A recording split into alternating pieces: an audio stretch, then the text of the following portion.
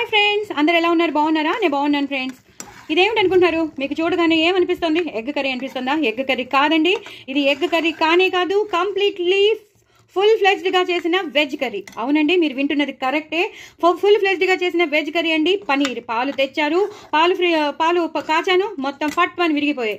పాలన్నీ విరిగిపోయాయి. మరి ఎందుకు విరిగాయో తెలియదు. ఇంత చలికాలంలో బహుశా 2 days ముందు ప్యాకెట్ ఇచ్చినట్టున్నారు, చూసుకోలేదు ఆయన. సో తెచ్చేశారు, నేను కాచేశాను, చూసుకోలేదు. సో పాలు విరిగిపోయాయి. ఫ్రెష్ పనీర్ వచ్చేసింది. అందులోనూ మంచి పాలేమో, చిక్కగా ఉన్న పాలు అనుకుంటాను. సూపర్, బాగా మంచిగా ఫ్రెష్గా వచ్చింది పనీర్. సో దాని ఇంకా నేను ఊరుకోలేదు. చక్కగా ఎక్కువ ఉల్లిపాయలు వేసుకుని, ఎక్కువ టమాటోలు వేసుకుని, చక్కగా అల్లం వెల్లుల్లి పేస్ట్ వేసుకుని, జీలకర్ర లవంగం అంతా వేసుకుని, అందుకే చెప్తున్నాను, దీని రెసిపీ నేను షేర్ చేస్తున్నాను. తప్పకుండా చూడండి, చేసుకోండి. చాలా చాలా టేస్టీ అయిన కర్రీ, లేకపోతే మిస్ అయిపోతారు. కొంచెం గరం మసాలా టచ్ మాత్రం ఇవ్వండి. కొంచెం గరం మసాలా టచ్ ఇస్తే చాలా చాలా బాగుంటుంది. ఎందుకంటే నేను పోపులో ఆల్రెడీ జీలకర్ర లవంగం దాల్చిన చెక్క అది కూడా చాలా మైల్డ్గా వేసాను, ఎక్కువ కాదు. ఎక్కువ వేసుకోకుండా ఇలా అన్ని మైల్డ్గా వేసుకుని సూపర్ ఉంటుందండి. కొంచెం సాంబార్ పొడి వేసుకుని, అలాగే జీలకర్ర ధనియాల పొడి వేసుకుని చేసుకుంటే అసలు కూర టెక్స్చర్ ఇలా అంటున్నాను, చూసారు కదా? సూపర్ ఉంటుంది. రోటీలోకి బాగుంటుంది, చపాతీలోకి బాగుంటుంది, అన్నంలోకి బాగుంటుంది, ఎందులోకైనా మింగిల్ అయిపోతుంది. పిల్లలు పెద్దలు ఇష్టపడతారు. పీసెస్గానే ఉండాలని ఎందుకండి, హ్యాపీగా మనకి ఇంట్లో ఫ్రెష్గా దొరికిన పనీర్ ఇలాగే బాగుంటుంది. బయట ఫంక్షన్స్లో కూడా మేథీ చెమన్ అని చేస్తున్నారు ఈ మధ్య, బాగా విరివిగా ఫ్రీక్వెంట్గా చేస్తున్నారు. చాలా ఫేమస్ అయిపోయింది మేథీ చెమన్ అనేది. సో ఆ మేథీ చెమన్లో కూడా పనీర్ ఇట్లానే ఉంటుంది, మొత్తం అంతా అలా స్క్రాంబుల్డ్గానే ఉంటుంది. సో అలాగే చేసేసుకోండి, మేథీ చెమన్ చేసేసుకోండి. నేనైతే ఇవాళ టమాటోలు ఉల్లిపాయలు ఎక్కువ వేసేసి సూపర్. చూస్తే మాత్రం ఎగ్ కర్రీ అంటారు, తింటే కూడా ఎగ్ కర్రీ లాగే ఉంటుంది. ఎగ్ కర్రీని మించిపోయి ఉంటుంది, అంత టేస్టీ ఉంటుంది.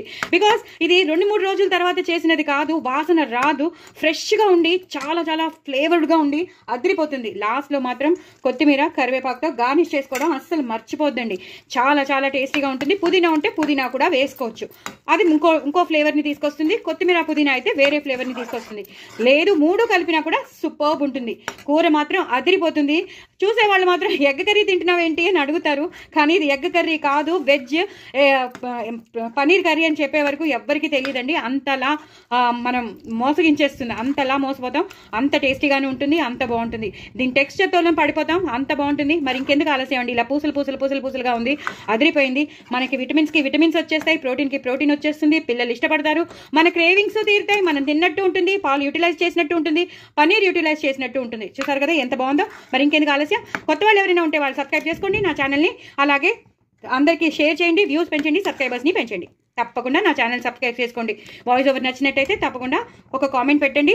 తప్పకుండా ఈ రెసిపీ మాత్రం మానద్దు, తప్పకుండా చేసుకోండి. చాలా చాలా చాలా చాలా చాలా చాలా టేస్టీ అయిన పనీర్ కర్రీ, మిస్ అయిపోతారు లేకపోతే. చాలా చాలా బాగుంటుంది. ఎగ్ కర్రీ కన్నా మించిపోయి ఉంటుంది. బాయ్ అండి.